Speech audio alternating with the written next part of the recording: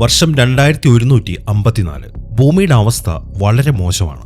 Over population, പകർച്ചവ്യാധികൾ. മാത്രമല്ല ഭൂമിയിൽ ഇപ്പോൾ റിസോഴ്സസ് ഒന്നും തന്നെ ഇല്ല. ഭൂമിയുടെ ഏകദേശം എല്ലാ ഭാഗങ്ങളും ഇപ്പൊ തകർന്നു കിടക്കുകയാണ്. വളരെ കഷ്ടപ്പെട്ടാണ് ആൾക്കാർ ഇപ്പോൾ ഭൂമിയിൽ ജീവിക്കുന്നത്. ഇതൊക്കെ പാവപ്പെട്ട ആൾക്കാരുടെ കാര്യമാണ്.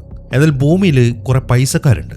ഭൂമിക്ക് ഈ ഒരു അവസ്ഥ വന്നപ്പം അവരെന്താണ് ചെയ്തതെന്ന് വെച്ച് കഴിഞ്ഞാൽ അവരെല്ലാവരും കൂടെ ചേർന്നിട്ട് സ്പേസിലായിട്ട് ഒരു കോളനി സ്ഥാപിച്ചു. അത് ഭൂമിയെ തന്നെ ഇങ്ങനെ ചുറ്റിക്കറങ്ങുന്ന ഒരു കോളനിയാണ്. എന്നിട്ട് കാശുള്ളവരൊക്കെ ഇപ്പൊ ആ കോളനിയിലാണ് താമസിക്കുന്നത്. ആ സ്പേസ് കോളനിയുടെ പേരാണ് എലീഷ്യം. നല്ല റിച്ച് സെറ്റപ്പാണ്. പ്രീമിയം സാധനങ്ങൾ മാത്രമാണ് അവിടെ സെറ്റ് ചെയ്ത് വെച്ചിരിക്കുന്നത്. പക്ഷെ പ്രശ്നം എന്താണെന്ന് വെച്ച് കഴിഞ്ഞാൽ ഈ എലീഷ്യത്തിൽ താമസിക്കുന്ന ആൾക്കാർക്കൊക്കെ നമ്മുടെ രാജ്യങ്ങളിലൊക്കെ കാണുന്ന പോലെ സിറ്റിസൺഷിപ്പ് ഉണ്ട്. അങ്ങനെ സിറ്റിസൺഷിപ്പ് ഉള്ള ആൾക്കാർക്ക് മാത്രമേ എലീഷ്യത്തിലേക്ക് പ്രവേശനമുള്ളൂ. ചുരുക്കി പറഞ്ഞു കഴിഞ്ഞാൽ പാവപ്പെട്ട ആർക്കും തന്നെ ഈ എലീഷ്യം എന്ന് പറയുന്ന സ്വപ്നം പോലും കാണാൻ പറ്റത്തില്ല. ഭൂമിയിൽ നിന്ന് മുകളിലേക്ക് നോക്കിക്കഴിഞ്ഞാൽ ഈ എലീഷ്യം ഇങ്ങനെ ഒരു ചന്ദ്രനെ പോലെ തിളങ്ങി നിൽക്കും. ഇപ്പൊ ഇന്നത്തെ ദിവസം ഭൂമിയിൽ താമസിക്കുന്ന ഒരു പയ്യൻ ആ സ്പേസ് കോളനിയിലേക്ക് തന്നെ ഇങ്ങനെ നോക്കി നിൽക്കുകയാണ്. ഇവന്റെ പേരാണ് മാക്സ്. ഇവനൊരു അനാഥനാണ്. ഇവന്റെ ഏറ്റവും വലിയ സ്വപ്നം വലുതായി കഴിഞ്ഞാൽ ആ സ്പേസ് കോളനിയിലേക്ക് പോകണം എന്നുള്ളതാണ്. അതുകൊണ്ട് തന്നെ എല്ലാ ദിവസവും രാത്രിയാകുമ്പോൾ അവൻ അതിലേക്ക് തന്നെ ഇങ്ങനെ നോക്കി നിൽക്കും. ഈ മാക്സ് ഇപ്പം അവിടെയുള്ള ഒരു ഓർഫണേജിലാണ് താമസിക്കുന്നത്. അവൻ ഏറ്റവും പ്രിയപ്പെട്ടത് അവിടുത്തെ മദറാണ്. ഇപ്പൊ ഇന്നത്തെ ദിവസം മദർ അവനെ ഒരു പെൺകുട്ടിയെ പരിചയപ്പെടുത്തി കൊടുത്തു. അവളിപ്പോ പുതിയതായിട്ട് ആ ഓർഫണേജിൽ താമസിക്കാൻ വന്നതാണ്.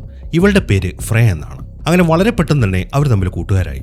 ഒരു ദിവസം രാവിലെ അവൾ അവനൊരു പുസ്തകം കാണിച്ചു കൊടുത്തു. ഈ പിള്ളേരൊക്കെ വായിക്കുന്നത്. എന്നാൽ ഈ മാക്സിന് എഴുത്തും വായനയൊന്നും അറിയത്തില്ല. എന്നാൽ ഫ്രേക്ക് അറിയാം, അവൾ പഠിച്ചിട്ടുണ്ട്. അതുകൊണ്ട് അവളിപ്പം ആ പുസ്തകത്തിലെ കാര്യങ്ങളൊക്കെ അവന് പറഞ്ഞു കൊടുക്കുകയാണ്. വളരെ കൗതുകത്തോടെ അതൊക്കെ കേട്ടോണ്ടിരിക്കുകയാണ് അവൻ.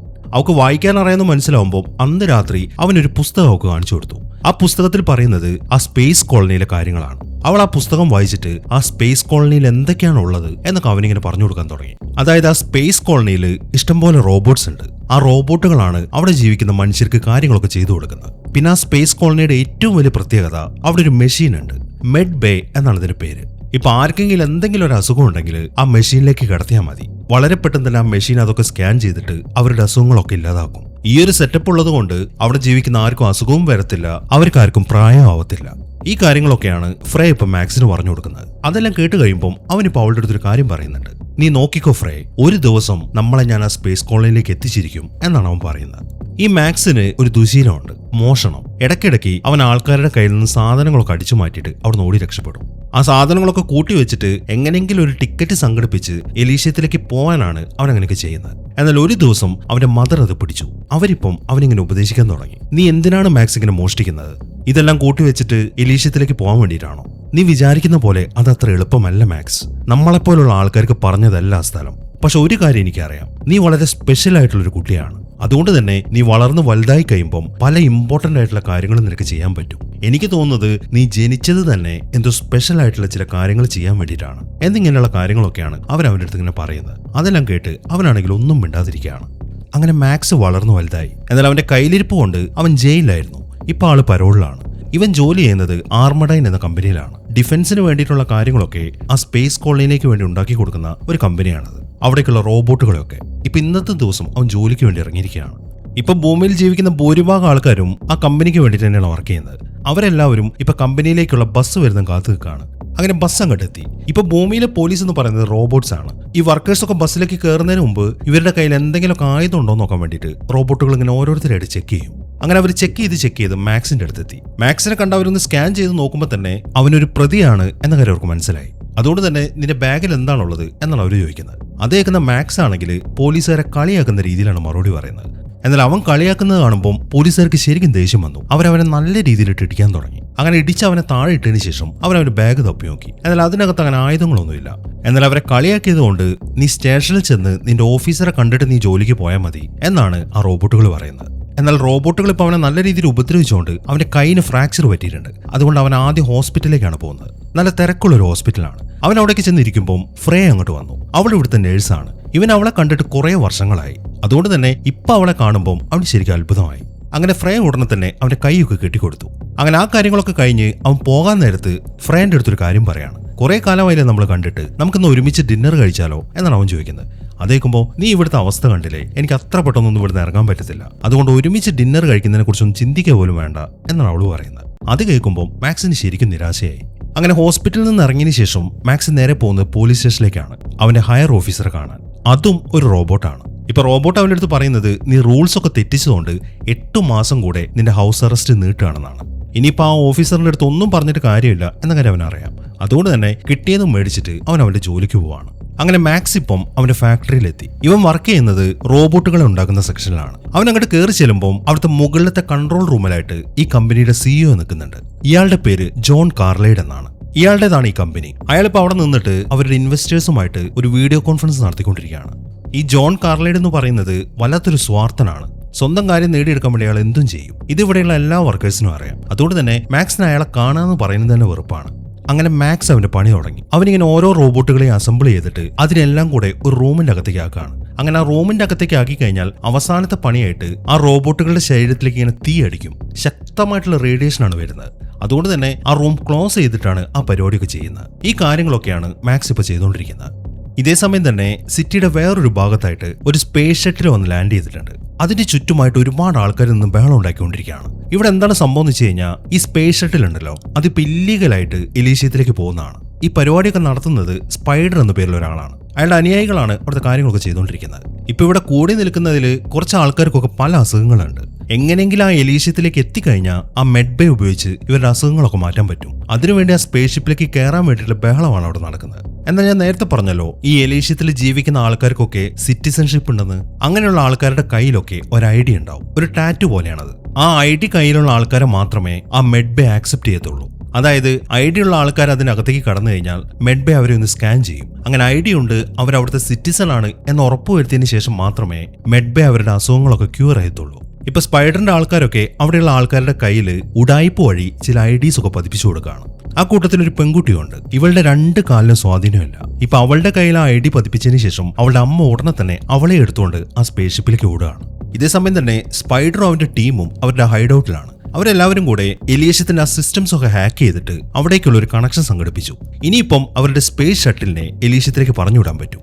അങ്ങനെ സ്പൈഡർ നിർദ്ദേശം കൊടുത്തതിനെ തുടർന്ന് 3 സ്പേസ് ഷട്ടില് എലീഷ്യത്തിലേക്ക് പോവാണ്. ഇനി കാണിക്കുന്നത് എലീഷ്യം എന്ന പേരുള്ള ആ സ്പേസ് കോളനിയാണ്. അവിടുത്തെ ഡിഫൻസിന്റെ സെക്രട്ടറി ഉണ്ട്. ഇവളുടെ പേര് ഡെലിക്കോട്ട് എന്നാണ്. അവളിപ്പം അവിടുത്തെ ആൾക്കാരുടെ കാര്യങ്ങളൊക്കെ നോക്കിക്കൊണ്ട് നിൽക്കുകയാണ്.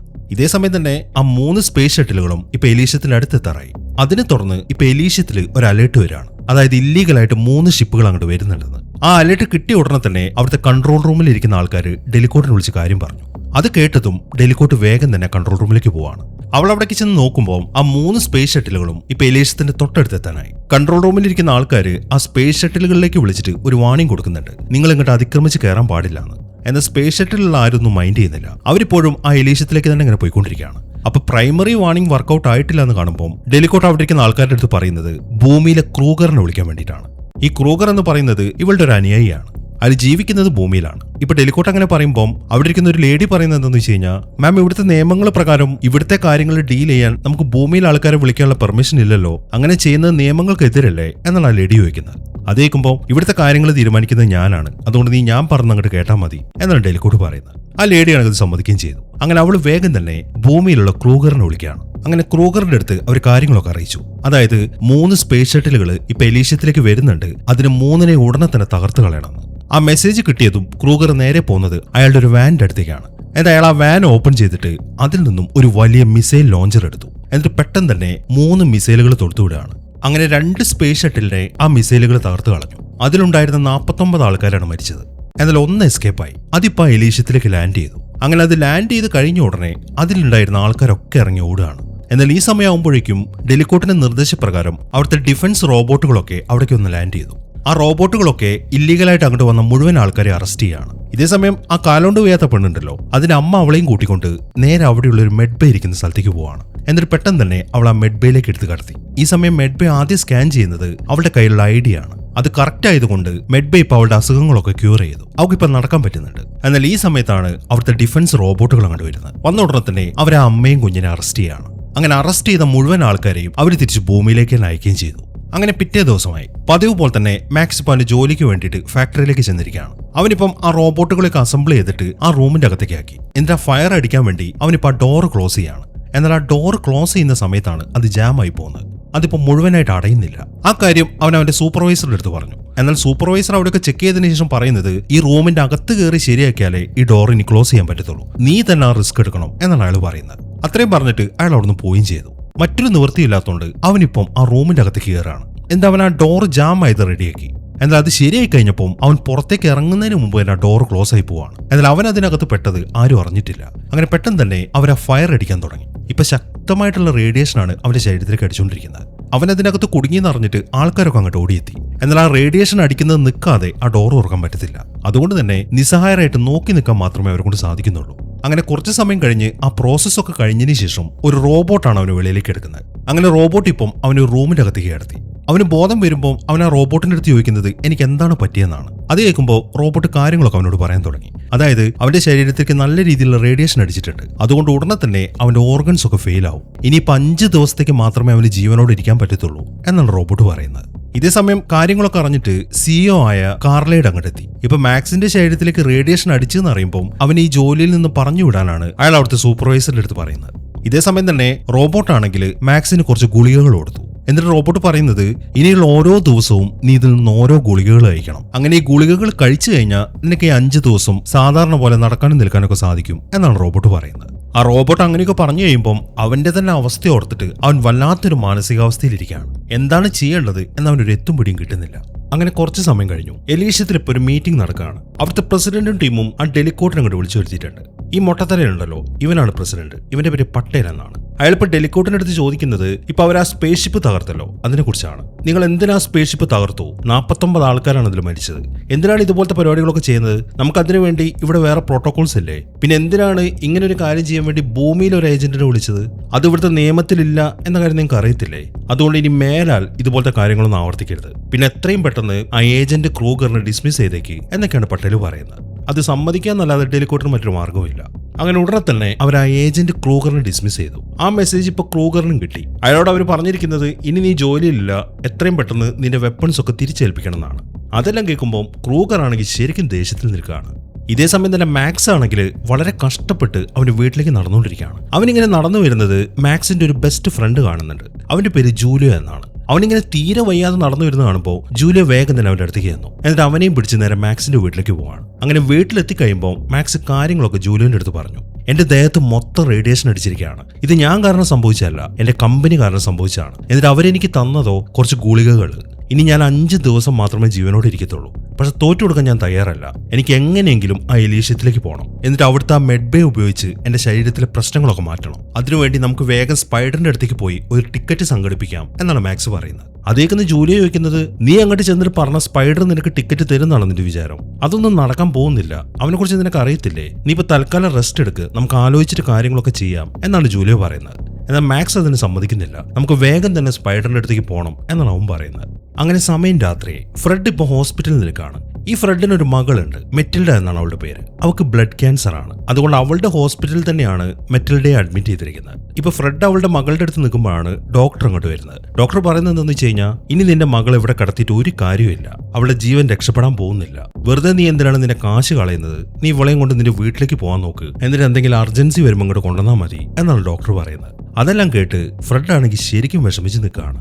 അങ്ങനെ മാക്സും ജൂലിയയും ഇപ്പൊ സ്പൈഡറിന്റെ അടുത്തേക്ക് എത്തി. ഈ മാക്സിന് സ്പൈഡറിനെ നേരത്തെ അറിയാം. ഈ സ്പൈഡറിന് വേണ്ടി പല കാര്യങ്ങളും ഈ മാക്സ് ചെയ്തു കൊടുത്തിട്ടുണ്ട്. ഇപ്പൊ മാക്സ് സ്പൈഡറിന്റെ അടുത്തേക്ക് എന്നിട്ട് കാര്യങ്ങൾ പറയാണ്. എനിക്ക് എത്രയും പെട്ടെന്ന് എലീഷ്യത്തിലേക്ക് പോകണം, അതിന് വേണ്ട അറേഞ്ച്മെന്റ്സ് ഒക്കെ നീ ചെയ്തു തരണം എന്നാണ് മാക്സ് പറയുന്നത്. അതേക്കുന്ന സ്പൈഡറിന് ചിരിയാണ് വരുന്നത്. നീ എന്താ വിചാരിച്ചു വെച്ചിരിക്കുന്നത്? അവിടേക്ക് പോകാൻ ഇത്ര എളുപ്പമാണെന്നാണോ? അതൊന്നും നടക്കത്തില്ല എന്നാണ് സ്പൈഡർ പറയുന്നത്.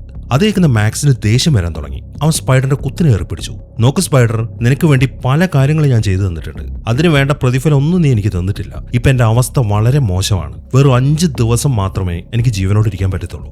എന്റെ ഈ അവസ്ഥ എനിക്ക് തരണം ചെയ്യണം. അതിനുവേണ്ടി എലീഷ്യത്തിലേക്ക് പോയേ പറ്റൂ. ഞാൻ അവിടെ ചെന്ന് എന്റെ ശരീരത്തിന്റെ പ്രശ്നങ്ങളൊക്കെ മാറ്റിക്കഴിഞ്ഞാൽ നീ പറയുന്ന എന്ത് ജോലി വേണമെങ്കിലും എത്ര കാലം വരേക്കും ചെയ്യാൻ ഞാൻ തയ്യാറാണ് എന്നാണ് മാക്സ് പറയുന്നത്. എന്നാൽ അവൻ എന്തൊക്കെ പറഞ്ഞിട്ടും സ്പൈഡർ അതിന് സമ്മതിക്കുന്നില്ല. അത് കാണുമ്പോൾ നോക്ക് സ്പൈഡർ, എന്റെ ശരീരത്തിൽ മൊത്തം റേഡിയേഷൻ കയറിയിരിക്കുകയാണ്. ഇപ്പൊ ഞാൻ എന്തു വേണമെങ്കിലും ചെയ്യും എന്ന അവസ്ഥയിലാണ് നിൽക്കുന്നത്. അതുകൊണ്ട് ഞാൻ പറയുന്നത് കേൾക്കുന്നതായിരിക്കും നിനക്ക് നല്ലത് എന്നാണ് മാക്സ് പറയുന്നത്. എന്തും ചെയ്യുന്ന അവസ്ഥയിലാണ് നിൽക്കുന്നതെന്ന് പറയുമ്പോൾ മാക്സിന് ഒരു ഐഡിയ തോന്നി. മാക്സ് അവനെയും വിളിച്ചുകൊണ്ട് മറ്റൊരു റൂമിലേക്ക് പോവാണ്. അതിനുശേഷം അവനൊരു ഡിവൈസ് കാണിച്ചു കൊടുത്തു. എന്നിട്ട് സ്പൈഡർ പറയുന്നത് എന്താണെന്ന് വെച്ച് കഴിഞ്ഞാൽ, നീ പറഞ്ഞല്ലോ എന്ത് വേണമെങ്കിലും ചെയ്യാൻ നീ തയ്യാറാണെന്ന്, എനിക്ക് വേണ്ടി നീ ഒരു കാര്യം ചെയ്തതാ. അങ്ങനെയാണെങ്കിൽ എലീഷ്യത്തിലേക്ക് പോകാനുള്ള ഒരു ടിക്കറ്റ് ഞാൻ നിനക്ക് സംഘടിപ്പിച്ചു തരാം. നീ എനിക്ക് വേണ്ടി ചെയ്യേണ്ടത് എന്താണെന്ന് വെച്ച് കഴിഞ്ഞാൽ, എലീഷ്യത്തിൽ താമസിക്കുന്ന ഒരു ബില്യനെയറിനെ ഞാൻ നിനക്ക് കാണിച്ചു തരും. നിനക്കറിയാലോ, അവിടെ താമസിക്കുന്ന എല്ലാവരുടെയും തലയിൽ ഒരു ഡിവൈസ് ഇൻസ്റ്റാൾ ചെയ്തിട്ടുണ്ട്. അവരുടെ എല്ലാ പേഴ്സണൽ കാര്യങ്ങളും അവരതിലേക്കാണ് ഫീഡ് ചെയ്യുന്നത്. ഇപ്പൊ ഞാൻ നിനക്ക് കാണിച്ചു തന്ന ഈ ഡിവൈസ് ഉണ്ടല്ലോ, ഇത് ഞങ്ങൾ നിന്റെ തലയിൽ ഇംപ്ലാന്റ് ചെയ്യും. അതിനുശേഷം ഞാൻ കാണിച്ചു തരുന്ന ബില്യനെയറിനെ നീ പിടിച്ചോണ്ട് വരണം. എന്നിട്ട് അയാളുടെ ബ്രെയിനിൽ ഘടിപ്പിച്ചിരിക്കുന്ന ആ ഡിവൈസിൽ നിന്നും അയാളെ കുറിച്ചിട്ടുള്ള മുഴുവൻ ഡീറ്റെയിൽസും നിന്റെ തലയിൽ ഘടിപ്പിക്കാൻ പോകുന്ന ഈ ഡിവൈസിലേക്ക് ട്രാൻസ്ഫർ ചെയ്യണം. അതിൽ അയാളുടെ ബാങ്ക് ഡീറ്റെയിൽസും കാര്യങ്ങളൊക്കെ ഉണ്ടാവും. അതാണ് എനിക്ക് കിട്ടേണ്ടത്. അങ്ങനെ വരുമ്പോൾ ഞാനും ബില്യനെയർ ആവും. അതാണ് എന്റെ പ്ലാൻ. എനിക്കറിയാം നിന്റെ ശരീരം ശരിക്കും വീക്കായിട്ടിരിക്കുകയാണ്, അതുകൊണ്ട് നീ ടെൻഷൻ അടിക്കണ്ട എന്ന് പറഞ്ഞിട്ട് അവൻ മറ്റൊരു ഡിവൈസ് എടുത്തിട്ട് മാക്സിന് കാണിച്ചു കൊടുക്കുകയാണ്. നീ ഇത് കണ്ടില്ലേ, ഇതൊരു 3rd ജനറേഷൻ സ്യൂട്ടാണ്.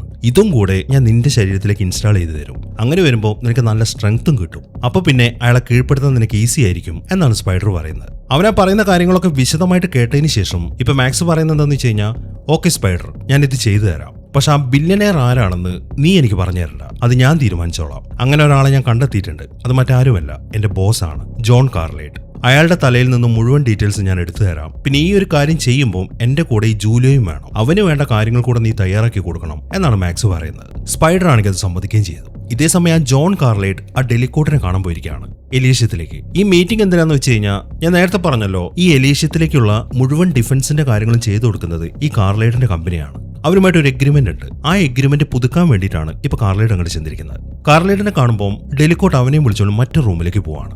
അതിനുശേഷം ഒരു പ്രത്യേക കാര്യം അവളിപ്പോൾ അയാളുടെ അടുത്ത് പറയാൻ തുടങ്ങി. അതെന്താണെന്ന് വെച്ച് കഴിഞ്ഞാൽ, മനുഷ്യരാണ് ഈ എലീഷ്യത്തിൽ താമസിക്കുന്നതെങ്കിലും ഇവിടുത്തെ എല്ലാ കാര്യങ്ങളും കൺട്രോൾ ചെയ്യുന്ന റോബോട്ടുകളാണ്. ഈ എലീഷ്യത്തിലെ ഡാറ്റാബേസിൽ ഇവിടെ താമസിക്കുന്ന എല്ലാവരുടെയും പേരും അവരെന്തൊക്കെയാണ് ഇവിടെ ചെയ്യുന്നത് എന്നിങ്ങനെയുള്ള ഡീറ്റെയിൽസ് മൊത്തം ഉണ്ട്. ഇപ്പൊ ഒരു എക്സാമ്പിൾ പറയുകയാണെങ്കിൽ, ഇവിടുത്തെ പ്രസിഡന്റ് ആയിട്ട് ആ പട്ടേലിന്റെ പേരാണ് ഫീഡ് ചെയ്തിരിക്കുന്നത്. അതുകൊണ്ട് തന്നെ ഇവിടെയുള്ള ഒരു റോബോട്ടിന് ആ പട്ടേലിനെ കണ്ടു കഴിഞ്ഞാൽ അത് പ്രസിഡന്റ് ആണെന്നും അയാളോട് എങ്ങനെ പെരുമാറണം എന്നൊക്കെ അറിയാം. അതായത് റോബോട്ടിന്റെ ജോലി അയാളെ അനുസരിക്കുക എന്നുള്ളതാണ്. ഇതേപോലെ തന്നെയാണ് സിറ്റിസൺസിന്റെ കാര്യം. ഓരോരോ സിറ്റിസൺസിന്റെ അടുത്ത് എങ്ങനെ നിൽക്കണം എന്ന കാര്യം റോബോട്ടിന് അറിയാം. ആ കാര്യങ്ങളൊക്കെ അതിന്റെ ബ്രെയിനിൽ ഫീഡ് ചെയ്ത് വെച്ചിട്ടുണ്ട്. ഇപ്പൊ ഒരു സിറ്റിസണിനെ അറസ്റ്റ് ചെയ്യാൻ വേണ്ടി പ്രസിഡന്റ് പറഞ്ഞാലും റോബോട്ട് അത് അനുസരിക്കത്തില്ല. കാരണം അവിടെയുള്ള മറ്റൊരു നിയമമാണ് ഇവിടെയുള്ള സിറ്റിസൺസിന് ആരെയും അറസ്റ്റ് ചെയ്യരുതെന്ന്. ഇങ്ങനെയുള്ള കുറെ നിയമങ്ങളൊക്കെ അവിടെ ഉണ്ടാക്കി വെച്ചിട്ടുണ്ട്. അതിനനുസരിച്ചിട്ട് ആ റോബോട്ടുകൾ പ്രവർത്തിക്കത്തുള്ളൂ. ഇപ്പൊ ഡെലിക്കോട്ട് കാർലൈറ്റിന്റെ അടുത്ത് പറയുന്നത്, നിങ്ങൾ വിചാരിച്ചു കഴിഞ്ഞാൽ ഇവിടുത്തെ ഡാറ്റാബേസ് മൊത്തം തിരുത്താൻ പറ്റുമല്ലോ, അതാണ് നിങ്ങൾ എനിക്ക് വേണ്ടി ചെയ്തു തരേണ്ടത്. ഇവിടുത്തെ രാഷ്ട്രീയക്കാർ വളരെ മോശമാണ്, പ്രസിഡന്റ് ഒന്നും പോരാ.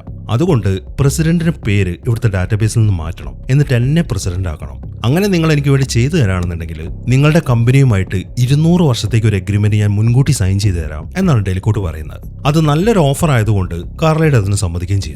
ഈ സമയം തന്നെ സ്പൈഡറും കൂട്ടരും മാക്സിനും കൂട്ടി മറ്റൊരു റൂമിലേക്ക് കൊണ്ടുപോവാണ്. അവന്റെ ശരീരത്തിൽ ചില ഓപ്പറേഷൻസ് നടത്താൻ വേണ്ടിയിട്ട്. ആ റൂമിലേക്ക് കൊണ്ടുപോയതിനു ശേഷം അവന്റെ കയ്യിലായിട്ട് ആദ്യം തന്നെ എലീഷ്യത്തിൽ ഒരു ID ഫിക്സ് ചെയ്ത് കൊടുത്തു.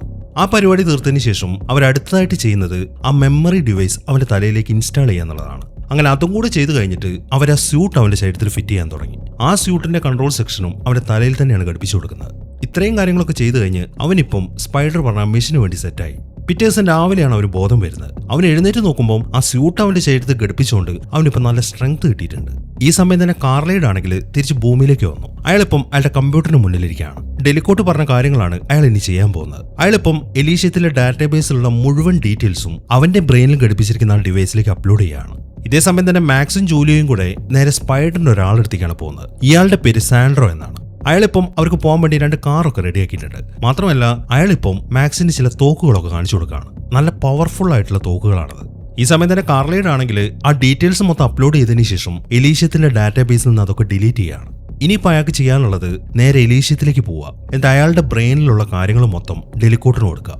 അങ്ങനെ ആ ഡീറ്റെയിൽസ് ഒക്കെ ഡെലിക്കോട്ടിന്റെ ബ്രെയിനിലേക്ക് ആക്കി കഴിഞ്ഞാൽ പിന്നെ അവളായിരിക്കും എലീഷ്യത്തിലെ കാര്യങ്ങളൊക്കെ തീരുമാനിക്കുന്നത്. അങ്ങനെ ആ കാര്യങ്ങളൊക്കെ ചെയ്തു കഴിഞ്ഞിട്ട് ഞാനിപ്പോൾ അങ്ങോട്ട് വന്നുകൊണ്ടിരിക്കുകയാണ് എന്ന കാര്യം കാർലൈറ്റ് ഡെലിക്കോട്ടിന് മെസ്സേജ് അയച്ചു. അതിനുശേഷം അവിടെ റെഡിയാക്കി വെച്ചിരിക്കുന്ന അയാളുടെ സ്പേസ് ഷട്ടിലേക്ക് പോവാണ്. ആ സ്പേസ് ഷട്ടിലിന്റെ പുറകിലായിട്ട് അയാളുടെ അസിസ്റ്റൻസ് ആയ 2 റോബോട്ടുകളും. അങ്ങനെ അവരൊക്കെ കയറിയതിനു ശേഷം അയാൾ വേഗം തന്നെ ആ ജെറ്റിൽ അവിടുന്ന് പറന്നു പോകാൻ തുടങ്ങി. എന്നാൽ ഈ സമയത്താണ് മാക്സ് അങ്ങോട്ട് വരുന്നത്. അവൻ എന്തെന്ന് വെച്ച് കഴിഞ്ഞാൽ അവന് കിട്ടിയ പുതിയ ഗൺ ഉണ്ടല്ലോ, അതിൽ നിന്നും അവൻ ആ സ്പേസ് ഷട്ടിലേക്ക് ചെറിയൊരു ബോംബ് ഷൂട്ട് ചെയ്യാണ്. അത് കറക്റ്റായിട്ട് അതിന് കൊള്ളുകയും ചെയ്തു. എന്നാൽ ഇതൊന്നും കാർലൈഡ് അറിഞ്ഞിട്ടില്ല. അങ്ങനെ പെട്ടെന്ന് തന്നെ മാക്സ് ആ ബോംബ് ബ്ലാസ്റ്റ് ചെയ്യാണ്. അതോടുകൂടെ ആ സ്പേസ് ഷട്ടിലിന്റെ കൺട്രോൾ വിട്ടിട്ട് അതിങ്ങനെ താഴേക്ക് വരാൻ തുടങ്ങി. ഈ സമയം ഡെലിക്കോട്ടിനും ടീമിനും കാർലൈറ്റിന്റെ സ്പേസ് ഷട്ടിൽ കംപ്ലൈന്റ് ആയ കാര്യം കാണാൻ പറ്റുന്നുണ്ട്. അയാളുടെ ബ്രെയിനിലുള്ള ആ ഡാറ്റ എടുക്കാൻ വേണ്ടി ആരോ ശ്രമിക്കുന്നുണ്ട് എന്ന കാര്യമൊക്കെ മനസ്സിലായി. ഈ സമയം മാക്സും കൂട്ടരും ആ സ്പേസ് ഷട്ടിലിനെയും ഫോളോ ചെയ്തിട്ട് അതിന്റെ പുറകെ ഇങ്ങനെ പോയിക്കൊണ്ടിരിക്കുകയാണ്. ഈ സമയം ഡെലിക്കോട്ട് എന്തെന്ന് വെച്ച് കഴിഞ്ഞാൽ നേരെ ആ ക്രൂഗറിനെ വിളിച്ചു. എന്നിട്ട് അവളെ കാര്യങ്ങളൊക്കെ ക്രൂഗറിന്റെ അടുത്ത് പറയാണ്. ഈ എലീഷ്യത്തിൽ ഒരു സിറ്റിസന്റെ അടുത്ത് ക്ലാസിഫൈഡ് ആയിട്ടുള്ള ചില ബ്രെയിൻ ഡാറ്റാസ് ഉണ്ട്.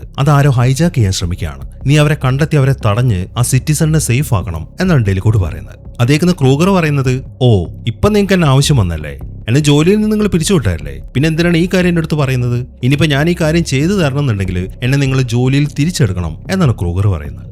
ഇതേ സമയം തന്നെ കാർലൈറ്റിന്റെ ആ സ്പേസ് ഷട്ടിൽ കൺട്രോൾ വിട്ടിട്ട് നേരെ താഴേക്ക് വന്നിട്ട് ലാൻഡ് ചെയ്തു. എന്താണ് സംഭവിക്കുന്നത് എന്ന കാര്യമൊക്കെ ഇതുവരെയായിട്ട് മനസ്സിലായിട്ടില്ല. ഈ സമയം ഡെലിക്കോട്ട് ആണെങ്കിൽ ആ ക്രൂഗറിന്റെ അടുത്ത് ഡീല് സംസാരിക്കുകയാണ്. ഓക്കെ, നീ പറഞ്ഞൊക്കെ ഞാൻ സമ്മതിച്ചു, നിന്നെ ഞാൻ ജോലിക്ക് എടുക്കാം, നീ എത്രയും പെട്ടെന്ന് ഞാൻ പറഞ്ഞ കാര്യങ്ങളൊക്കെ ചെയ്യും, നിനക്ക് സഹായത്തിന് വേണ്ടി എന്റെ 2 ഏജൻസിനെ കൂടെ അങ്ങോട്ട് അയച്ചിട്ടുണ്ട് എന്നാണ് ഡെലിക്കോട്ട് പറയുന്നത്. അത്രയും പറഞ്ഞിട്ട് അവൾ ഫോൺ കട്ട് ചെയ്തു. ഈ സമയമാകുമ്പോഴേക്കും ആ 2 ഏജൻസും അവരുടെ സ്പേസ് ഷട്ടിൽ അങ്ങോട്ട് വന്നിട്ട് ലാൻഡ് ചെയ്യുകയാണ്. അങ്ങനെ മാക്സും ടീമും ആ കാർലൈറ്റിന്റെ ജെറ്റിന്റെ അടുത്തേക്ക് എത്തി. ഈ സമയത്താണ് അയാളുടെ ഒരു റോബോട്ട് അവർ അറ്റാക്ക് ചെയ്യാൻ വരുന്നത്. പിന്നീട് അങ്ങോട്ട് കാണിക്കുന്നത് ഒരു കിടിലൻ ഷൂട്ട് ഔട്ടാണ്. കുറെ നേരത്തെ വെടിവെപ്പിന് ശേഷം മാക്സ് ഇപ്പം ആ റോബോട്ടിന് പണിയെടുത്തു. അതിനുശേഷം അവൻ നേരെ കാർലൈറ്റിന്റെ ആ ജെറ്റിന്റെ അടുത്തേക്കാണ് പോകുന്നത്. അങ്ങനെ അവർ ആ ജെറ്റിന്റെ ഒരു ഭാഗം മൊത്തം തകർത്തിട്ട് കാർലൈറ്റിന് വെളിയിലേക്ക് ഇറക്കി. ഈ സമയത്താണ് 2ാമത്തെ റോബോട്ട് അങ്ങോട്ട് വരുന്നത്. വന്ന ഉടനെ തന്നെ അത് ഷൂട്ട് ചെയ്യാൻ തുടങ്ങി. അങ്ങനെ പിന്നെയും ഒരു ഗംഭീര ഷൂട്ടൗട്ടാണ് നടക്കുന്നത്. ആ വെടിവെപ്പില് കാർലൈറ്റിനും വെടിയേറ്റു. മാക്സ് എത്ര ശ്രമിച്ചിട്ടും ആ റോബോട്ടിനെ വെടിവെച്ച് തകർക്കാൻ പറ്റുന്നില്ല.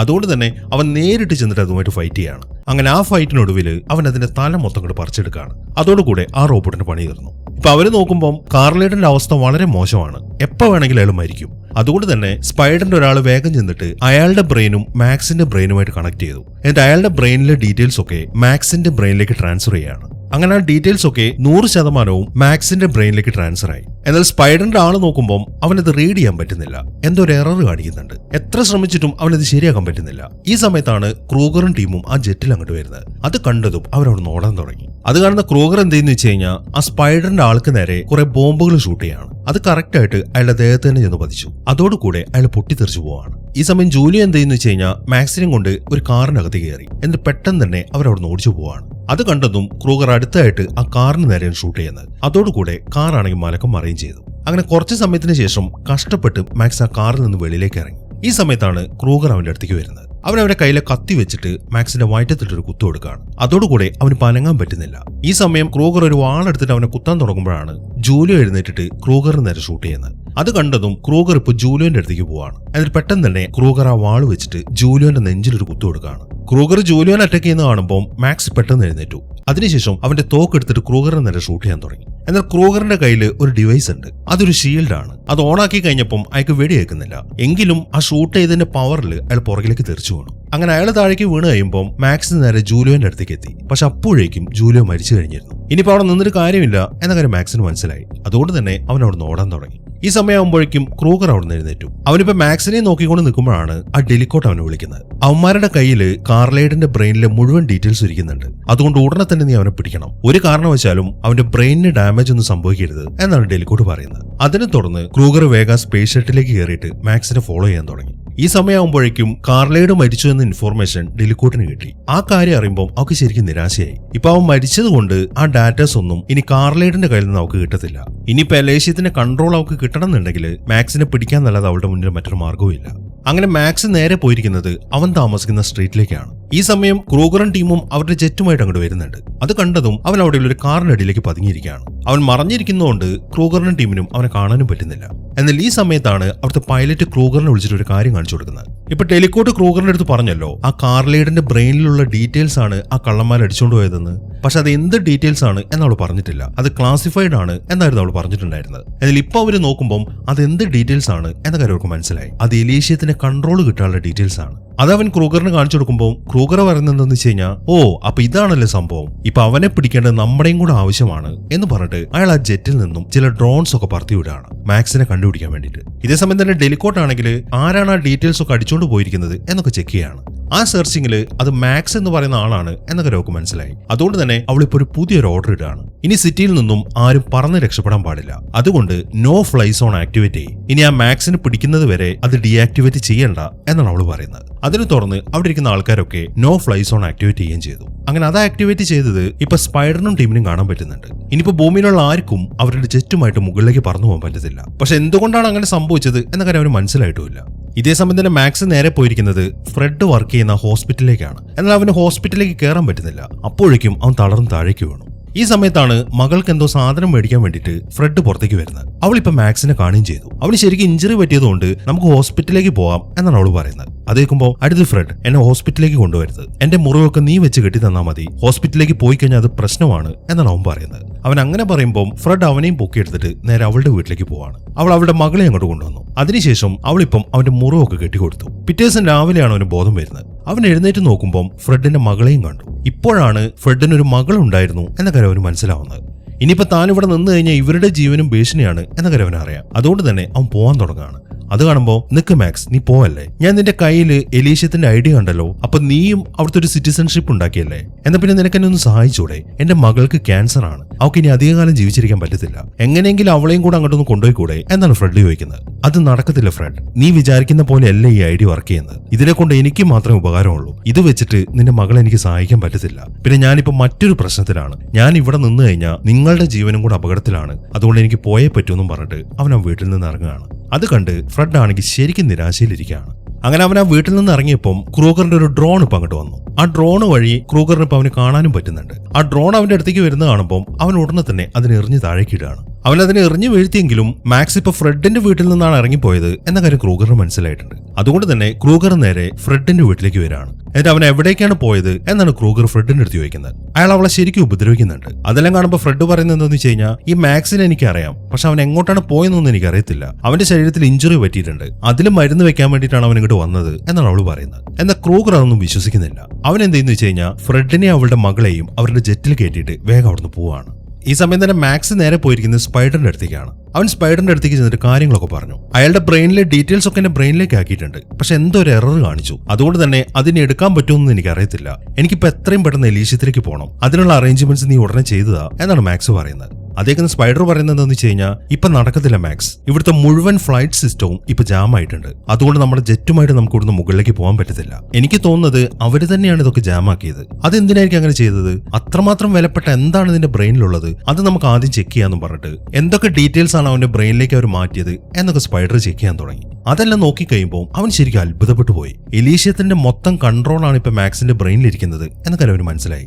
അവനിപ്പോ പറയുന്നത് എന്താണെന്ന് വെച്ച് കഴിഞ്ഞാൽ, ഇത് വെച്ചിട്ട് നിന്റെ പ്രശ്നങ്ങൾ മാത്രമല്ല, ഈ ഭൂമിയിൽ ജീവിക്കുന്ന എല്ലാവരുടെ പ്രശ്നം സോൾവ് ചെയ്യാൻ പറ്റും. ഇപ്പൊ നിന്റെ ബ്രെയിനിലുള്ള ഈ സെറ്റപ്പ് വെച്ച് നമുക്ക് ഈ ഭൂമിയിലെ മുഴുവൻ ആൾക്കാരെയും എലീഷ്യത്തിലെ സിറ്റിസൺ ആക്കാൻ പറ്റും എന്നാണ് സ്പൈഡർ പറയുന്നത്. സ്പൈഡർ വളരെ ആകാംക്ഷയോടെയാണ് അങ്ങനെ പറഞ്ഞെങ്കിലും മാക്സിന് അങ്ങനെയും തോന്നുന്നില്ല. എപ്പോ എനിക്ക് എലീഷ്യത്തിലേക്ക് പോകാൻ പറ്റും എന്നാണ് അവൻ ചോദിക്കുന്നത്. അതേക്കുമ്പോൾ അത് പറയാൻ പറ്റത്തില്ല, ചിലപ്പോൾ 5 ദിവസമെങ്കിലും എടുത്തേക്കും എന്നാണ് സ്പൈഡർ പറയുന്നത്. 5 ദിവസമോ? അത്രയും ദിവസമൊന്നും എനിക്കിനി ആയുസില്ല. ഒക്കെ ഒരു കാര്യം ചെയ്യാം, എങ്ങനെ അങ്ങോട്ട് പോവാം എന്നതിന് മറ്റൊരു മാർഗം കണ്ടെത്താൻ പറ്റുമോ നോക്കട്ടെ എന്ന് പറഞ്ഞിട്ട് അവനോട് നടക്കാൻ തുടങ്ങി. അത് കാണുന്ന സ്പൈഡർ എന്തെന്ന് വെച്ച് കഴിഞ്ഞാൽ, നൈസായിട്ട് ഒരു ഡിവൈസ് എടുത്തിട്ട് മാക്സിന്റെ ദേഹത്തേക്ക് ഫിക്സ് ചെയ്തു. അവൻ അങ്ങനെ ചെയ്യുമ്പോൾ സ്പൈഡർ അവൻ അറ്റാക്ക് ചെയ്യാൻ നോക്കുകയാണ് എന്നാണ് മാക്സ് വിചാരിച്ചിരിക്കുന്നത്. മാക്സ് അവൻ ഒരൊറ്റ ഇടി കൊടുത്തു. അതോടുകൂടെ സ്പൈഡർ താഴേക്ക് വീണു. അങ്ങനെ അവനെ ഇടിച്ചിട്ടിട്ട് മാക്സ് അവിടുന്ന് പോവാണ്. അങ്ങനെ മാക്സ് വെളിയിലേക്ക് ഇറങ്ങിയതിനു ശേഷം അവൻ നേരത്തെ എറിഞ്ഞു വീഴ്ത്തിയ ആ ഡ്രോൺ ഉണ്ടല്ലോ, അവൻ അത് ചെന്നെടുത്തു. അതിനുശേഷം അതിൽ നോക്കിയിട്ട് ക്രൂഗറിന്റെ അടുത്ത് കാര്യങ്ങൾ പറയാൻ തുടങ്ങി. നമുക്ക് നേരിട്ടൊന്ന് സംസാരിക്കണം എന്നാണ് മാക്സ് പറയുന്നത്. അതിനെ തുടർന്ന് ക്രൂഗർ ആ സ്പേസ് ഷട്ടിൽ താഴേക്ക് ലാൻഡ് ചെയ്തു. അതിനുശേഷം അയാൾ ഇറങ്ങി അവന്റെ അടുത്തേക്ക് പോവാണ്. ഈ സമയം മാക്സ് എന്തെന്ന് വെച്ച് കഴിഞ്ഞാൽ, അവനൊരു ഗ്രനേഡ് കയ്യിലെടുത്തിട്ടുണ്ട്. എന്നിട്ട് അത് ഓണാക്കിയിട്ട് അയാളുടെ അടുത്ത് കാര്യങ്ങൾ പറയാൻ തുടങ്ങി. എന്നെ നിങ്ങൾ ഉടനെ തന്നെ എലീഷ്യത്തിലേക്ക് എത്തിക്കണം. ഞാൻ അവിടെ എത്തിക്കഴിഞ്ഞാൽ നിങ്ങൾക്ക് എന്റെ ബ്രെയിനിലുള്ള കാര്യങ്ങൾ മൊത്തം എടുക്കാം. അതുവരെ നിങ്ങൾ എന്നെ ഒന്നും ചെയ്യാൻ പാടില്ല. അങ്ങനെ നിങ്ങൾ എന്തെങ്കിലും ചെയ്യാൻ മുതിരാണെന്നുണ്ടെങ്കിൽ ഈ ഗ്രനേഡ് ഞാൻ പൊട്ടിക്കും എന്നാണ് അവൻ പറയുന്നത്. അതേക്കുമ്പോൾ, നീ ഇങ്ങനെ വെപ്രാളം കാണിക്കാതെ, നിനക്ക് എലീഷ്യത്തിലേക്ക് പോകണമെന്നല്ലേ ഉള്ളൂ, ഞാൻ നിന്നെ കൊണ്ടുപോവാം എന്ന് പറഞ്ഞിട്ട് ക്രൂഗർ അവൻ ആ ജെറ്റിലേക്ക് കയറ്റാണ്. അങ്ങനെ അവൻ ആ ജെറ്റിനകത്തേക്ക് കയറുമ്പോഴാണ് അവൻ ഫ്രെഡിനെയും മകളെയും കാണുന്നത്. അത് കാണുമ്പോൾ അവന്റെ ടെൻഷൻ കൂടാൻ തുടങ്ങി. ഈ സമയം ക്രൂഗർ ആണെങ്കിൽ നേരെ ഡെലിക്കോട്ടിനെ വിളിച്ചു. ഞങ്ങൾ ഉടനെ തന്നെ എലീഷ്യത്തിലേക്ക് വരികയാണ് എന്നാണ് അവൻ പറയുന്നത്. അത്രയും കാര്യങ്ങളൊക്കെ പറഞ്ഞതിന് ശേഷം അവർ ആ ജെറ്റുമായിട്ട് നേരെ എലീഷ്യത്തിലേക്ക് പോവാണ്. ഈ സമയം ഡെലിക്കോട്ട് ആണെങ്കിൽ ആ നോ ഫ്ലൈ സോൺ ഓഫ് ചെയ്യാനാണ് അവിടെയുള്ള ആൾക്കാരുടെ അടുത്ത് പറയുന്നത്. അവരാണെങ്കിൽ അത് ഓഫ് ചെയ്യുകയും ചെയ്തു. അങ്ങനെ സ്കൈ ഇപ്പോൾ ഓപ്പൺ ആയി. ഈ കാര്യം സ്പൈഡറും ടീമും കാണുന്നുണ്ട്. സ്കൈ ഇപ്പോൾ ഓപ്പൺ ആയതുകൊണ്ട് അവർ ഉടനെ തന്നെ അടുത്ത പരിപാടികൾ തുടങ്ങുകയാണ്. അതായത് അവനിപ്പോ നേരത്തെ മാക്സിന്റെ ശരീരത്തിൽ ഘടിപ്പിച്ച ആ ട്രാക്കർ ചെക്ക് ചെയ്യാൻ തുടങ്ങി. അതിൽ നിന്നും അവർ നേരെ എലീഷ്യത്തിലേക്കാണ് പോകുന്നത് എന്ന കാര്യം അവന് മനസ്സിലായി. അങ്ങനെ അവനും ടീമും വേഗം തന്നെ അവിടെ ഒരു ജെറ്റിലേക്ക് കയറാണ്. ഇതേസമയം തന്നെ ക്രൂഗറിന്റെ സ്പേസ് ഷിപ്പ് ഇപ്പൊ ആ എലീഷ്യത്തിന്റെ അടുത്തേക്ക് എത്തി. ഞങ്ങളിപ്പോ അവിടേക്ക് ലാൻഡ് ചെയ്യാൻ പോവാണ് എന്ന് എലീഷ്യത്തിലേക്ക് വിളിച്ചു പറഞ്ഞതിന് ശേഷം ആ ജെറ്റ് ഇപ്പൊ എലീഷ്യത്തിന്റെ അകത്തേക്ക് പ്രവേശിക്കുകയാണ്. എന്നിട്ട് പതുക്കെ അതിങ്ങനെ താഴേക്ക് ഇറങ്ങാൻ തുടങ്ങി. ഈ സമയത്താണ് ക്രൂഗറും ടീമും ചെന്നിട്ട് മാക്സിനെ പിടിക്കുന്നത്. അവന്റെ കയ്യിൽ നിന്നും അവർ ആ ഗ്രനേഡ് പിടിച്ചു വാങ്ങാൻ ശ്രമിക്കുകയാണ്. എന്നാൽ അവനും വിട്ടുകൊടുക്കുന്നില്ല. അങ്ങനെ ആ ഫൈറ്റിനിടയിൽ അവന്റെ കയ്യിൽ നിന്നും ആ ഗ്രനേഡ് തെറിച്ചുപോയി. അതോടുകൂടെ അത് പൊട്ടിത്തെറിക്കുകയും ചെയ്തു. അതിന്റെ തൊട്ടടുത്തായിരുന്നു ക്രൂഗർ നിന്നിരുന്നത്. ആ പൊട്ടിത്തെറിയിൽ അവന്റെ മുഖത്തിന്റെ ഒരു ഭാഗം മൊത്തം ചിതറിപ്പോവാണ്. മാത്രമല്ല ആ സ്പേസ് ഷിപ്പിന്റെ കൺട്രോളും പോയി. അത് വളരെ വേഗത്തിൽ താഴേക്ക് ചെന്നിട്ട് ഇടിച്ചിറങ്ങാണ്.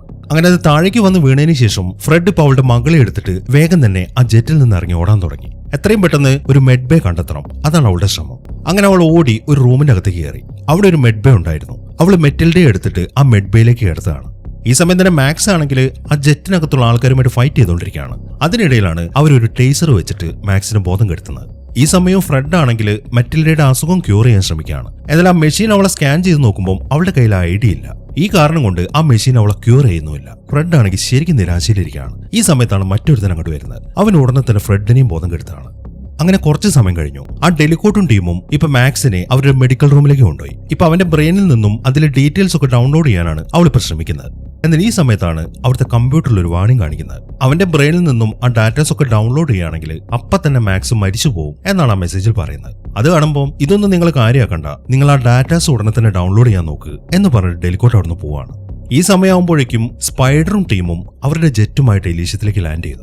ഈ സമയം തന്നെ ആ ക്രൂഗറിന്റെ കൂട്ടത്തിലുണ്ടായിരുന്ന ആൾക്കാര് ഫ്രെഡിനെ പിടിച്ചിട്ട് മറ്റൊരു റൂമിലേക്കാക്കി വാതിലടച്ചു. അതിനുശേഷം അവർ ക്രൂഗറിനെ എടുത്തിട്ട് ഒരു മെഡ് ബേയിലേക്ക് കടത്തുകയാണ്. അയാളുടെ തലയുടെ ഒരു ഭാഗം മൊത്തം തകർന്നു പോയിട്ടുണ്ട്. എങ്കിലും ബ്രെയിൻ ഡാമേജഡ് അല്ല.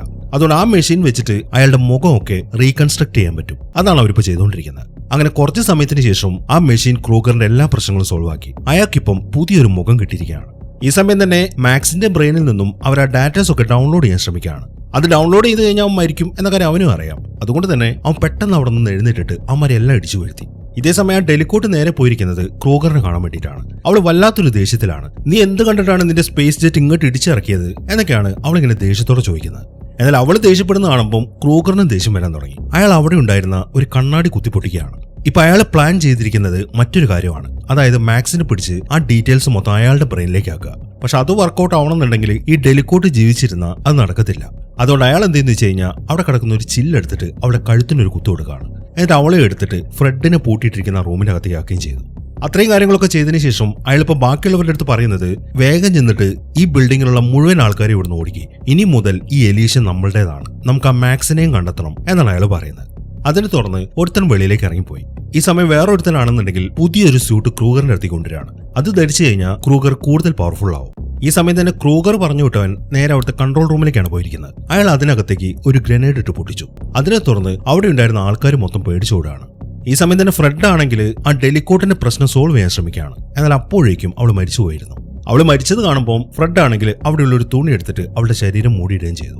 ഈ സമയം മാക്സ് നേരെ പോകുന്നത് അവിടെയുള്ള കൺട്രോൾ റൂമിലേക്കാണ്. അവൻ അവിടെ ചെന്ന് നോക്കുമ്പോൾ അവിടുത്തെ സ്ക്രീനിലായിട്ട് ആ സ്പൈഡറിനെ കാണാൻ പറ്റുന്നുണ്ട്. അവൻ ഉടനെ തന്നെ ഒരു വയർലെസ് എടുത്തിട്ട് സ്പൈഡറിനെ വിളിക്കുകയാണ്. എന്നിട്ട് അവൻ പറയുന്നത് എന്താണെന്ന് വെച്ച് കഴിഞ്ഞാൽ, നീയല്ലേ പറഞ്ഞത് എന്റെ ബ്രെയിനിലുള്ള ഡീറ്റെയിൽസ് വെച്ച് എർത്തിലുള്ള മുഴുവൻ ആൾക്കാരെയും ഇവിടുത്തെ സിറ്റിസൺസ് ആക്കാമെന്ന്, നമുക്ക് ആ കാര്യം ചെയ്യാം എന്നാണ് മാക്സ് പറയുന്നത്. അത്രയും പറഞ്ഞതിന് ശേഷം അവനിപ്പോ ഫ്രെഡിനെ അന്വേഷിച്ച് നടക്കാൻ തുടങ്ങി. ഈ സമയം ക്രൂഗറിന്റെ കൂടെയുള്ള ഒരുത്തൻ ഇപ്പൊ ഫ്രെഡിനെ ഉപദ്രവിക്കാൻ ശ്രമിക്കുകയാണ്. അതിനിടയിലാണ് മാക്സ് അങ്ങോട്ട് വരുന്നത്. വന്ന ഉടനെ തന്നെ അവൻ അയാളുമായിട്ട് ഫൈറ്റ് ചെയ്യാൻ തുടങ്ങി. അങ്ങനെ കുറെ നേരത്തെ ഫൈറ്റിന് ശേഷം അവൻ അയാളുടെ പണി തീർത്തു. എന്നാൽ ഈ സമയത്താണ് വേറൊരുത്തം വന്നിട്ട് മാക്സിന് നേരെ ഷൂട്ട് ചെയ്യുന്നത്. അത് കണ്ടതും മാക്സ് അവിടെ വെച്ചിരിക്കുന്ന ഒരു തോക്ക് എടുത്തു. അത് കുറച്ചുകൂടെ പവർഫുൾ ആണ്. അവൻ അത് വെച്ചിട്ട് അയാളെ ഷൂട്ട് ചെയ്യുമ്പോൾ അയാളാണെങ്കിൽ പൂർണ്ണമായിട്ടും ചിതറിപ്പോവാണ്. അങ്ങനെ അയാളുടെ പണിയും തീർത്തിട്ട് അവൻ ഫ്രെഡിനെയും മകളെയും കൂട്ടി വേഗം തന്നെ സ്പൈഡറിന്റെ അടുത്തേക്ക് നടക്കാൻ തുടങ്ങി. അങ്ങനെ കുറെ നടന്ന് ഒരു സ്ഥലത്തെത്തുമ്പോൾ അവൻ ഫ്രെഡിനെയും മകളെയും ഒരു ലിഫ്റ്റിന്റെ അകത്തേക്ക് കയറ്റി. എന്നിട്ട് അവൻ പറയുന്നത് എന്താണെന്ന് വെച്ച് കഴിഞ്ഞാൽ, നീ വേഗം ഇവളെയും കൊണ്ട് ഒരു റൂം കണ്ടുപിടിക്കണം, എന്നിട്ട് അവിടെയുള്ള മെഡ് ബേയിലേക്ക് ഇവളെ കടത്തണം എന്നാണ് അവൻ പറയുന്നത്. അതേക്കുമ്പോൾ ഇവളുടെ കയ്യിൽ ഐഡിയ ഇല്ലല്ലോ, അതുകൊണ്ട് തന്നെ അതൊന്നും വർക്കൗട്ട് ആവത്തില്ല എന്നാണ് ഫ്രെഡ് പറയുന്നത്. നടക്കും ഫ്രെഡ്, ഇത് നേരത്തേതുപോലെയല്ല. ഇപ്പൊ ഞാൻ വേറെ ചില കാര്യങ്ങൾ ചെയ്യാൻ പോവാണ്. ഉറപ്പായിട്ടും നിന്റെ മകളുടെ പ്രശ്നം സോൾവ് ചെയ്യാൻ പറ്റും. നീ വേഗം അങ്ങോട്ട് പോകാൻ നോക്ക്, ഞാൻ നിന്റെ പുറകെ ഉണ്ടാവും പറഞ്ഞിട്ട് അവൻ അവളെ ലിഫ്റ്റ് കയറ്റി വിടുകയാണ്. അങ്ങനെ അടുത്തതായിട്ട് മാക്സ് പോകുന്നത് സ്പൈഡറിന്റെ അടുത്തേക്കാണ്. സ്പൈഡറിന്റെ കൂടെ വേറെയും കുറച്ച് ആൾക്കാരുണ്ട്. അവനിപ്പോ സ്പൈഡറിന്റെ അടുത്ത് പറയുന്നത് എന്താണെന്ന് വെച്ച് കഴിഞ്ഞാൽ, എന്റെ ഒരു ഫ്രണ്ട് ഇവിടെ ഉണ്ട്, ഫ്രെഡ് എന്നാണ് അവളുടെ പേര്. അവളിപ്പം ആ മെഡ് ബേയുടെ അടുത്തേക്ക് പോയിട്ടുണ്ട്. നിന്റെ കൂട്ടത്തിലുള്ള ഒരാളെ അവളുടെ അടുത്തേക്ക് വിടണം എന്നാണ് അവൻ പറയുന്നത്. സ്പൈഡർ ആണെങ്കിൽ സമ്മതിക്കുകയും ചെയ്യുന്നു.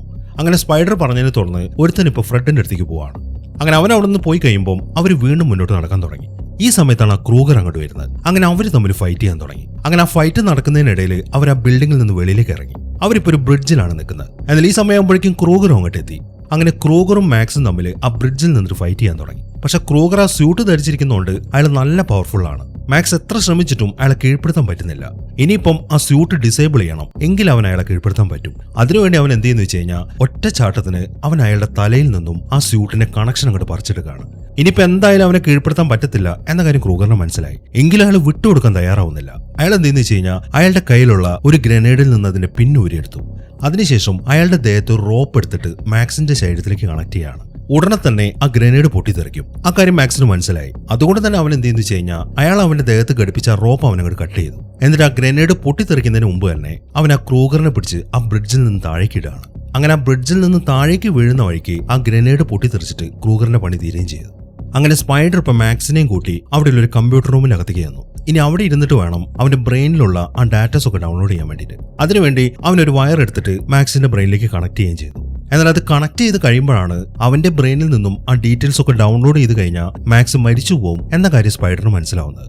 ആ കാര്യം അവൻ മാക്സിന്റെ അടുത്ത് പറയുകയും ചെയ്തു. ഈ കാര്യം എനിക്ക് നേരത്തെ അറിയാം സ്പൈഡർ, നീ അതൊന്നും നോക്കണ്ട, എത്രയും പെട്ടെന്ന് കാര്യങ്ങൾ ചെയ്യാൻ നോക്ക് എന്നാണ് മാക്സ് പറയുന്നത്. ഇല്ല മാക്സ്, ഇത് എന്നെ കൊണ്ട് ചെയ്യാൻ പറ്റത്തില്ല, ഇത് നീ തന്നെ ചെയ്താൽ മതി എന്ന് പറഞ്ഞിട്ട് അവൻ ആ കീബോർഡ് എടുത്തിട്ട് മാക്സിന് കൊടുക്കുകയാണ്. എന്നാൽ അവൻ ആ കീബോർഡിന്റെ ബട്ടണിൽ ഞെക്കുന്നതിന് മുമ്പ് അവൻ ഫ്രെഡിനെ ഒന്ന് വിളിച്ചു. ഈ സമയം ഫ്രെഡ് ആണെങ്കിൽ അവളുടെ മകളെ അവിടെയുള്ള ഒരു മെഡ്ബേയിലേക്ക് കടത്തിയിട്ടുണ്ട്. ഇപ്പൊ മാക്സ് ഫ്രെഡിന്റെ അടുത്ത് പറയുന്നത് എന്താണെന്ന് വെച്ച് കഴിഞ്ഞാൽ, ഞാൻ കുട്ടിക്കാലത്ത് നിനക്കൊരു പ്രോമിസ് എന്ന് ഓർക്കുന്നുണ്ടോ? ഒരിക്കൽ നമ്മളെ ഞാൻ ഇങ്ങോട്ട് കൊണ്ടുവരുമെന്ന്. അത് ഞാൻ പാലിച്ചു, പക്ഷെ മറ്റൊരു പ്രോമിസ് എനിക്ക് പാലിക്കാൻ പറ്റത്തില്ല. അതേ ഫ്രെഡ്, എനിക്കിനി നിന്റെ അടുത്തേക്ക് വരാൻ പറ്റത്തില്ല എന്ന് പറഞ്ഞിട്ട് അവൻ ഫോൺ കട്ട് ചെയ്തു. അവൻ ആ കാര്യം പറയുമ്പോൾ അവൾക്ക് ശരിക്കും വിഷമമായി. അങ്ങനെ അവളോട് സംസാരിച്ചതിന് ശേഷം അവൻ ആ കീബോർഡിലെ ബട്ടണിൽ ഞെക്കാണ്. അതോടുകൂടെ മാക്സ് മരിക്കുകയും ചെയ്തു. അങ്ങനെ മാക്സ് മരിച്ചു കഴിയുമ്പോൾ അവന്റെ ബ്രെയിനിലെ മുഴുവൻ ഡീറ്റെയിൽസും സ്പൈഡറിന്റെ ആ കമ്പ്യൂട്ടറിലേക്ക് ഡൗൺലോഡായി. ഈ സമയത്താണ് എലീഷ്യത്തിലെ പ്രസിഡന്റും ടീമും അങ്ങോട്ട് വരുന്നത്. അയാളുടെ ആൾക്കാരൊക്കെ വേഗം വന്നിട്ട് സ്പൈഡറിനെ പിടിക്കുകയാണ്. എന്നാൽ ഈ സമയമാകുമ്പോഴേക്കും അവൻ ആ ഡാറ്റാസ് ഒക്കെ അപ്ലോഡ് ചെയ്ത് കഴിഞ്ഞിരുന്നു.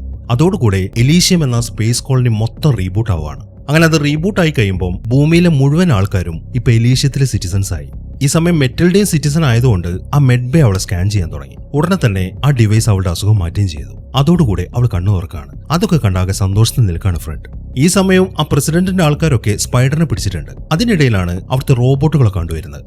വന്ന ഉടനെ തന്നെ സ്പൈഡറിനെ പിടിച്ച ആൾക്കാരെ ആ റോബോട്ടുകൾ ഇടിച്ചു വീഴ്ത്താണ്. അത് കാണുമ്പോൾ നിങ്ങൾ എന്താണ് ഈ കാണിക്കുന്നത്, ഇവനെ അറസ്റ്റ് ചെയ്യ് എന്നാണ് പ്രസിഡന്റ് പറയുന്നത്. അതേക്കുന്ന റോബോട്ട് പറയുന്നത് എന്താണെന്ന് വെച്ച് കഴിഞ്ഞാൽ, ഇല്ല, ഇവനെ അറസ്റ്റ് ചെയ്യാൻ പറ്റത്തില്ല, കാരണം ഇവനും ഇപ്പൊ എലീഷ്യത്തിലെ സിറ്റിസൺ ആണ് എന്നാണ് ആ റോബോട്ട് പറയുന്നത്. അത് കേട്ട് പ്രസിഡന്റ് ആണെങ്കിൽ ഒന്നും മനസ്സിലാവാതെ നിൽക്കുകയാണ്. അങ്ങനെ എലീഷ്യത്തിലെ കമ്പ്യൂട്ടറിലായിട്ട് ഭൂമിയിലെ മുഴുവൻ ആൾക്കാരുടെയും ഡീറ്റെയിൽസ് വന്നു. ആർക്കൊക്കെ അസുഖമുണ്ട് എന്നൊക്കെ അതിൽ കാണിക്കുന്നുണ്ട്. അതിനെ തുടർന്ന് കുറേയേറെ സ്പേസ് ഷട്ടിലുകളൊക്കെ ഇപ്പൊ നേരെ ഭൂമിയിലേക്ക് പോവാണ്. ആ സ്പേസ് ഷട്ടിലുകളിലായിട്ട് ഇഷ്ടം പോലെ മെഡ് ബേസ് സെറ്റ് ചെയ്ത് വെച്ചിട്ടുണ്ട്. അങ്ങനെ ഭൂമിയിലേക്ക് ലാൻഡ് ചെയ്തതിനു ശേഷം അസുഖമുള്ള ആൾക്കാരെയൊക്കെ ആ റോബോട്ടുകൾ തന്നെ മെഡ്ബേയിലേക്ക് കയറ്റിയിട്ട് അവരുടെ അസുഖങ്ങളൊക്കെ ക്യൂർ ചെയ്ത് കൊടുക്കുകയാണ്. അങ്ങനെ ഒരു ചെറിയ പയ്യന്റെ സ്വപ്നം കാരണം ഭൂമിയിൽ ജീവിക്കുന്ന മുഴുവൻ ആൾക്കാരും രക്ഷപ്പെട്ടിരിക്കുകയാണ്. ഈ ഒരു സീനും കാണിച്ചിട്ടാണ് ഈ സിനിമ അവസാനിക്കുന്നത്. അപ്പൊ എങ്ങനെയുണ്ടായിരുന്നു? എന്താണെങ്കിലും നിങ്ങളുടെ അഭിപ്രായങ്ങൾ എഴുതി അയക്കാൻ മറക്കരുത്. പിന്നെ ഹൈപ്പ് ചെയ്യാനും മറക്കരുത്. അപ്പൊ പുതിയൊരു കിടിലൻ സിനിമയുമായിട്ട് നമുക്ക് അടുത്ത വീഡിയോയിൽ കാണാം.